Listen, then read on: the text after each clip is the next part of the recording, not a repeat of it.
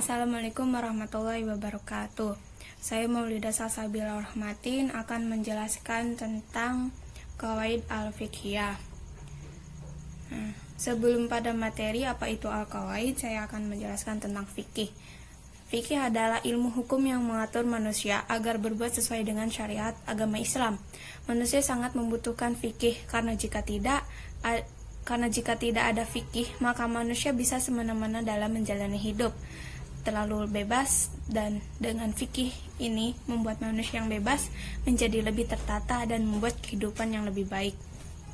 Jadi intinya adanya fikih adalah agar manusia bisa hidup dengan tertata. Nah, dalam mempelajari fikih perlu mengetahui kaidahnya. Nah, langsung dalam mempelajari fikih perlu mengetahui kaidahnya. Al-qawaid adalah bentuk jamak dari al-qaidah. Al-qawaid adalah bentuk jamak dari qaidah atau kaidah. Secara etimologis, kaidah-kaidah fikih adalah dasar-dasar atau asas-asas yang bertalian dengan masalah-masalah atau jenis-jenis fikih. Nah, ada beberapa ulama yang mendefinisikan kaidah fikih. Di antaranya ada Abu Zahra Al-Jurjani, Imam Tajuddin Al-Subki, Ibnu Abidin, dan Imam Al-Suyuti. Lebih jelasnya kalian bisa membacanya di makalah. Kemudian manfaat dari kaidah fikih.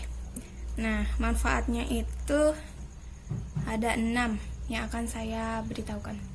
Yang pertama, dengan mengetahui kaidah-kaidah fikih, kita akan mengetahui asas-asas umum fikih. Kemudian yang kedua, mudah menerapkan hukum bagi masalah yang dihadapi.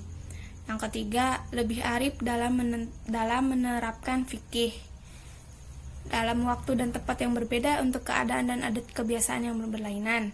Kemudian yang keempat, dengan menguasai kaidah-kaidah fikih bisa memberikan jalan keluar dari berbagai perbedaan pendapat di kalangan ulama.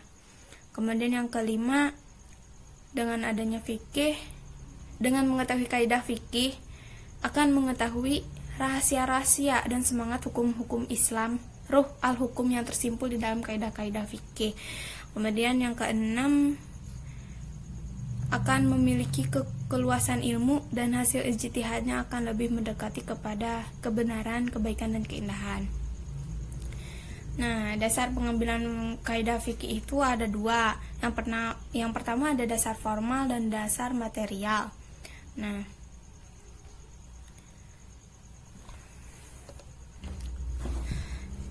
yang pertama dasar formal. Dasar formal itu dasar formal penyusunan kaidah fikih ialah dasar-dasar ulama yang digunakan dalam menggunakan istinbat dan ijtihad. Kedua, dasar material. Dasar material yaitu bahan-bahan yang dijadikan kata-kata kaidah, terkadang dari nas hadis. Yang keempat, proses pembentukan kaidah fikih. Nah, pembentuk kaidah fikih pertama itu sulit diketahui, namun dengan meneliti kitab-kitab kaidah fikih dan masa hidup penyusunnya, kaidah fikih tidaklah terbentuk secara sekaligus, yang artinya kaidah fikih terbentuk secara bertahap. Nah, dalam pengambilan kaidah fikih tentu tidak sembarangan.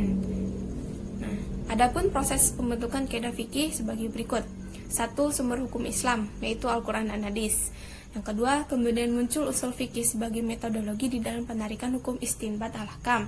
Yang ketiga, fikih itu banyak materi yang kemudian oleh para ulama-ulama yang dalam ilmunya di bidang fikih diteliti persamaannya dengan menggunakan pola pikir induktif, kemudian dikelompokkan dan tiap-tiap akhirnya disimpulkan menjadi kaidah-kaidah fikih. Yang keempat, kaidah fikih tadi dikritisi kembali dengan menggunakan ayat dan hadis, terutama untuk dinilai kesesuaiannya dengan substansi ayat-ayat Al-Quran dan hadis Nabi. Yang kelima, apabila sudah dianggap sesuai dengan ayat-ayat Al-Quran dan banyak hadis, baru kaidah fikih tadi menjadi kaidah fikih yang mapan. Nah, setelah menjadi kaidah yang mapan dan akurat, maka ulama fikih menggunakan kaidah tadi untuk menjawab tantangan perkembangan masyarakat, baik di bidang sosial, ekonomi, budaya, dan politik.